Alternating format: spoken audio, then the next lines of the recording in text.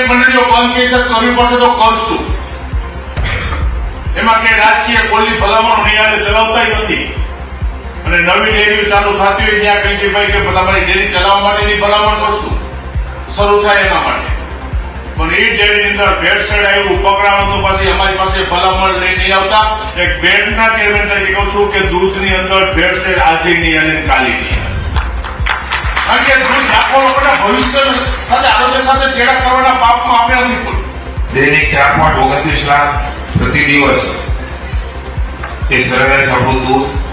પ્રોસેસિંગની ક્ષમતા 6 લાખ, ટર્નઓવર 1185 કરોડ અને gross profit હમણાં જ આપણે ગોરધનભાઈ વાત કરીએ 90 કરોડનો.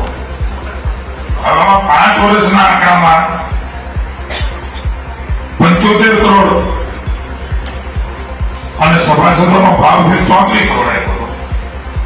અને આ 6 વર્ષના ગાળામાં કાચો નફો 288 કરોડ અને આ 6 વર્ષમાં ભાવ ફેર 196 કરોડ